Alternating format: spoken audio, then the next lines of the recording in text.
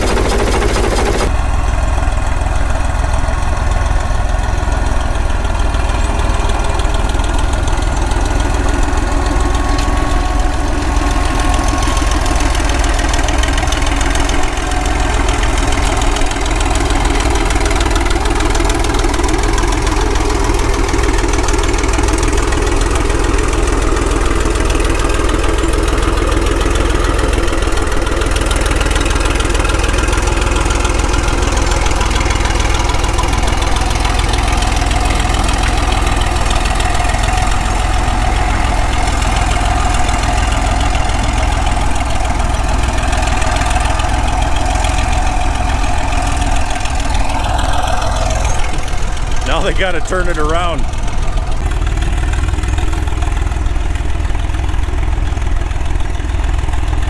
Well, I can see 2 mold boards full of dirt, and that old 3-cylinder's just idling right along. Doesn't even know it's back there.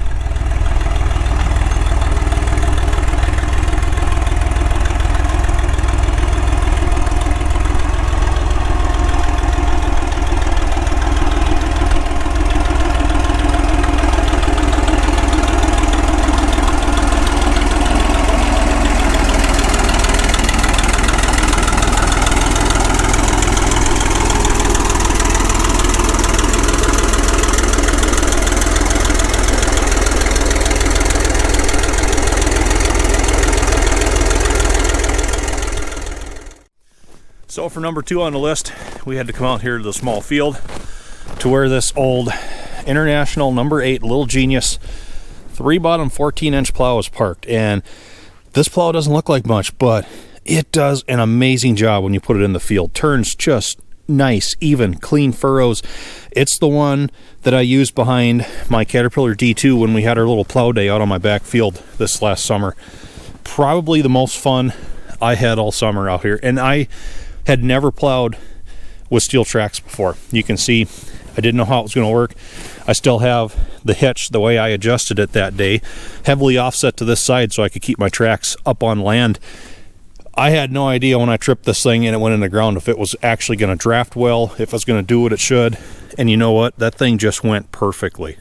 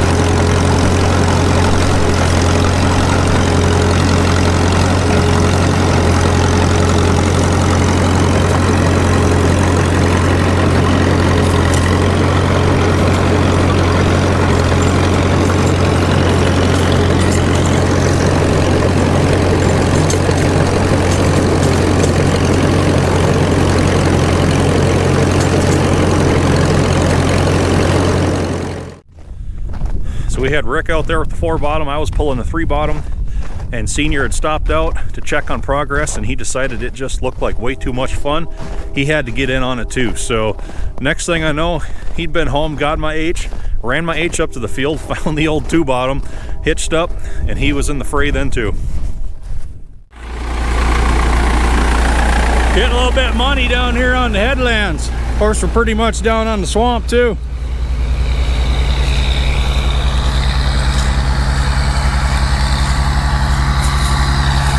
Oh, look at that, way down there, Squatch Senior showed up. It's a plow day now.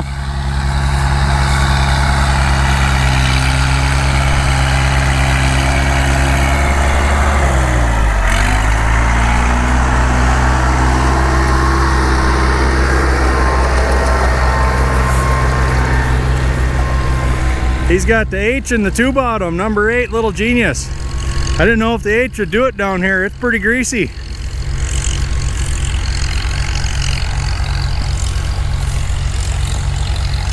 Man, we are ripping this field out fast down here.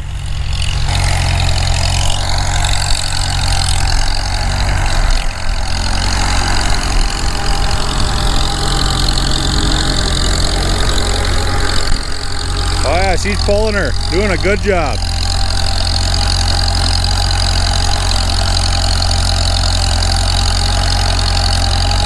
Surprised the H is going through here, man. This stuff is slick.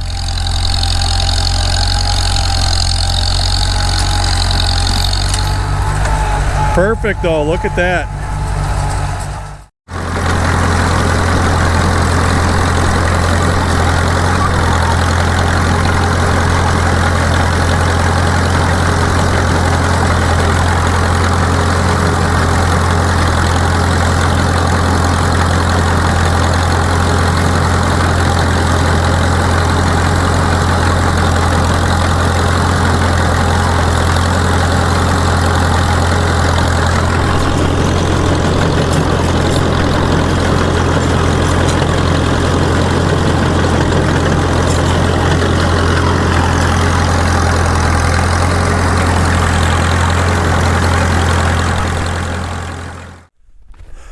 Yeah, looking back on that, that was a good day. I had a lot of fun. Everything worked how it should. We got that whole field turned over in like 2.5 hours. Nothing broke. It was a good day. So, and something kind of funny. I learned something from the comment section that day. We'd mentioned it had been quite wet leading up to that. We'd had inches of rain in the days prior. There was actually standing water on each side of the field. And a lot of people were cautioning that we were plowing, we were working the ground when it was too wet and it was going to clod and make a heck of a mess. And I'm not trying to be smart or anything. I honestly didn't even know that could happen because at the end of the day, the ground around here is really poor. It's not good for farming at all. And we're honestly like one notch below road gravel. So the joke I made at the time is the only time you can't plow this ground is when it's frozen. And it's kind of the truth, because it kind of doesn't matter how wet or muddy it gets. It'll dry out, turn to powder, and flatten out on its own, even if I don't disc it. So yeah, I never even knew that was a thing. Of course, when you're actually in like ground that is actual real soil, well, I could see that happening now. So I learned something from that. So anyhow, number one on my list for 2020 is the old Super M. You can see we've moved it up here to this other shack, this other shed, I should say, to spend the winter. It's going to stay up here until, well, there's no more of that white stuff left on the ground out there. And like we said before, we're going to do the lights this coming spring. I'm going to get that remote brake lock mechanism put on. But this one's number one because it was just so much work. It's so much work to do paint and stuff. That's pretty much what consumed probably 2/3 of my whole summer. I did a little bit of mechanical, and the rest was all just working on the cosmetic. Did you know that paint is just the word pain with an extra T on the end? It's true. Nice to have it done now. You can see now how I've been burned out on paint for a while, because it makes it twice the job. But oh man, just looking back, thinking of all the things we did to this thing this last summer. All right, we're done with the primer today. We got the rear end. Engine has been done. Everything on this bench, both sides, has been done. Bolster, water pump, distributor, hydraulic block, tube we're going to make spacers out of, hardware, front end, governor hanging up right there. And we have some drawbar brackets here, brake lock, water pump ring. There we are in the finishing up part of the rear end assembly. Top part pretty well done. Finish up the sides and the bottom side on this side, and should be able to wrap her up.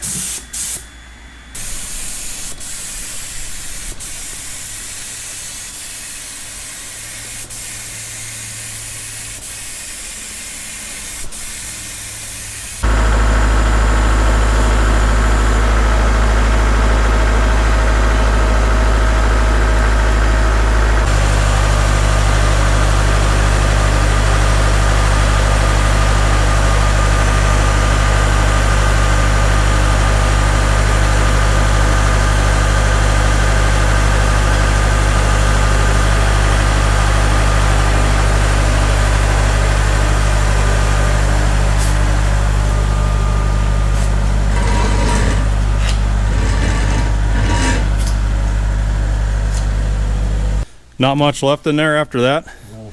So we've done a full 5 batches. Senior's mixing. You're doing about a half batch here, right? Yeah. And you got a little bit left in the can. Yeah. Man, we're going to come out just about perfect for touch-up. Another break in the action here. We've been spraying for, 4 hours. And I just finally ran the paint gun out again. I think we're going to have enough to do it. Well, we did it. We got it done. We sprayed paint for 5 hours today, and we mixed about 5.5 paint cups, 5.5 batches, and ran through that gun. And we just about ran out of paint, but we've got just enough left for touch-up. We couldn't have planned it any better. I'll just show you everything we did. All the wheel weights, wheel hubs, that's all done. We got all these little miscellaneous hanging items, power steering pulley, seat bracket part, fender extensions down there. The new drawbar is done, the battery box is done, seat pan is done, steering wheel's done. All of the stuff hanging on the clotheslines here, including carburetor. Steering shafts are done, long skinny choke rod, it's done. Of course we have the grill, the power steering pump below that. Get over here on this table, seat parts, drawbar, swing plate, seat part, battery box, top cover. We have the toolbox, fuel tank, which turned out awesome. I'm liking that. Spring for the seat, more seat parts, both of the fenders, main pivot bracket for drawbar, wheel locks, down this side starter, belt pulley, all of the hardware. There's that grill insert and the hood. Looking at the front side now, you can see the screens back behind. and also the rather clean appearance we have around this removable piece down at the bottom. No break in the grids. Looks good. And I also got the new IH emblem put on last night. I was able to align the slots and the screw heads vertically with one another. Okay, you said you're going to try it with no choke to start with, right? Yep. Fuel's on. Fuel's on. Oil pressure's up.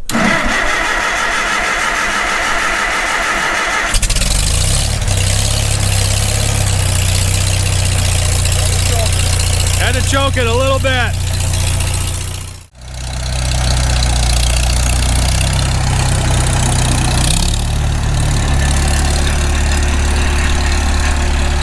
And he's off.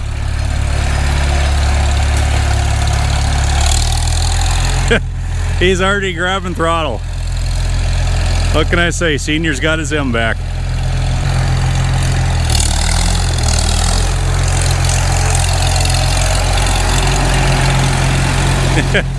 He gave me the thumbs up. I think he's already in 4th gear.